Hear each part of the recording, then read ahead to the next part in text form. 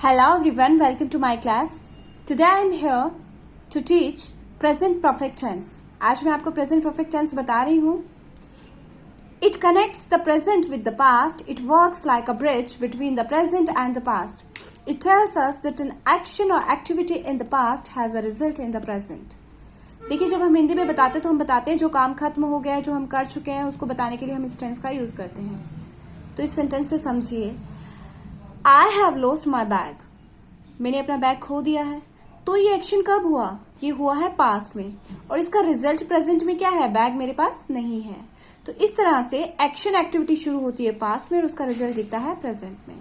तो हम कह सकते हैं कि ये टेंस ब्रिज का काम करता है किसके बीच में? प्रेजेंट और पास्ट के बीच में. तो इसका स्ट्रक्चर देखते हैं. देखिए, इसके स्ट्रक्चर या फॉर्मूले में हम सब्जेक्ट, उसके बाद में हैज है और वर्ब की थर्ड फॉर्म का यूज करते हैं. वर्ब की थर्ड फॉर्म जिसको हम पास्ट पार्टिसिपल भी कहते हैं. वर्ब की थर्ड फॉर्म रेगुलर फॉर्म भी हो सकती है और इरेगुलर फॉर्म भी हो सकती है. रेगुलर तो वही है जो जनरली हम ईडी लगा के फॉर्म करते हैं, और इरेगुलर जो है वो डिफरेंट होती है बिल्कुल. जैसे कि गो, वेंट, गॉन. तो गॉन जो हो गई वो इरेगुलर फॉर्म हो गई. तो फॉर्म चाहे रेगुलर हो या इरेगुलर हो, है तो वर्ब की थर्ड फॉर्म ही, यानी कि पास्ट पार्टिसिपल. तो उसी का यूज करते हैं हम. सब्जेक्ट हैज है और पास्ट पार्टिसिपल. देखिए, मैंने 3 कॉलम्स बनाए हैं. Positive, negative, questions. पॉजिटिव यानी अफर्मेटिव, क्वेश्चंस यानी इंटरोगेटिव. सब्जेक्ट्स जो है वही रहने हैं, इसी सीक्वेंस में याद कीजिए. सेंटेंस फॉर्मेशन के लिए भी इजी रहता है और समझने के लिए भी इजी रहता है. तो I, we, you, they plural subject, इनके साथ में हम हैव लगाते हैं और वर्ब की थर्ड फॉर्म लगाते हैं. ही, शी, इट सिंगुलर नंबर जो है उनके साथ में हम हैज और वर्ब की थर्ड फॉर्म लगाते हैं.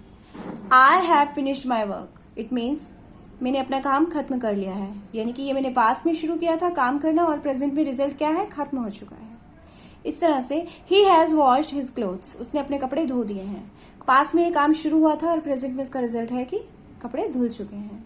जब इनका नेगेटिव फॉर्म करते हैं तो वही I, we, you, they plural subject, इनके साथ में हमने हैव नॉट या हैवेंट लगाना है, और ही, शी, इट सिंगुलर नंबर, इनके साथ में हमने हैज नॉट या हैजेंट लगाना है. उसके बाद में वही वर्ब की third form.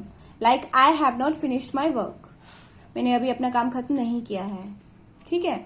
She has not washed her clothes, उसने अपने कपड़े नहीं धोए हैं. इस तरह से जब हम इनके क्वेश्चंस बनाते हैं, इंटरोगेटिव बनाते हैं, तो हैव या हैज अकॉर्डिंग टू सब्जेक्ट पहले आ जाता है, उसके बाद में सब्जेक्ट और उसके बाद में वर्ब की थर्ड फॉर्म, और then rest part of the sentence आ जाता है. Like have you finished your work, has he cleaned his room.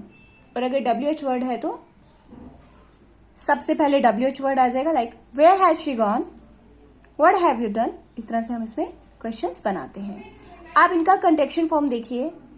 Contraction किस तरह से बनाते हैं? सब्जेक्ट उनके साथ में जो इनका हेल्पिंग वर्ब है हैज हैव लगा के बनाते हैं. Like I, you, they, we, he's, she's, it's.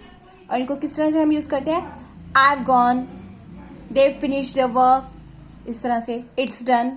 इस तरह हम इनको यूज करते हैं. ये तो इनका स्ट्रक्चर था और कंट्रैक्शन फॉर्म था.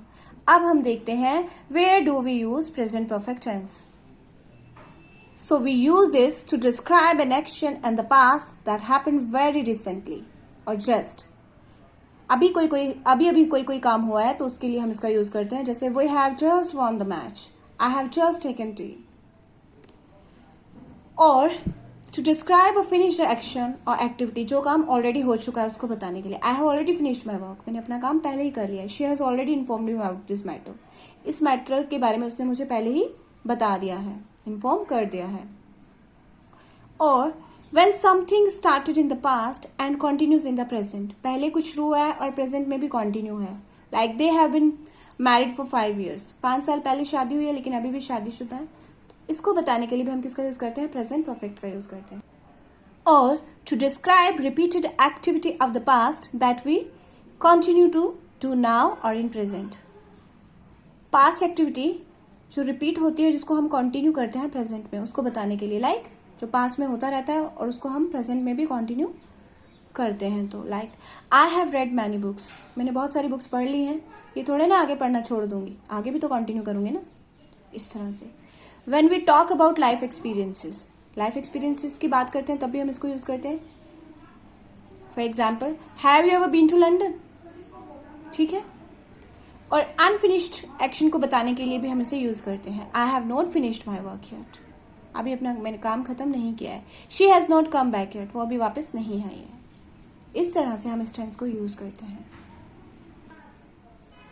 अब देखिए, हम कंफ्यूज रहते हैं कई बार कि हमने पास्ट सिंपल कहाँ यूज करना है और प्रेजेंट परफेक्ट कहाँ यूज करना है। हम इन दोनों के सेंटेंसेस में कंफ्यूज हो जाते हैं। तो always remember, when we talk about finished time, like last week, last month, yesterday, we use past simple.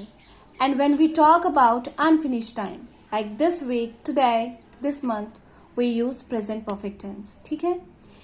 Finished time यानी past simple और unfinished time यानी present perfect tense. देखिए लिखे हैं मैंने यहाँ example. Last month I visited my sister 3 times. मैं यहाँ पे last month की बात कर रही हूँ, तो मैंने किसका यूज किया है? Past simple यानी कि सब्जेक्ट और वर्ब की second form. This month I haven't visited my sister year, I am talking about this month, तो मैंने यूज किया है प्रेजेंट परफेक्ट टेंस। इस तरह से हमने इसमें यूज करना होता है। आई होप आपको आज समझ में आया है। Thank you so much. Subscribe my channel and keep watching my videos.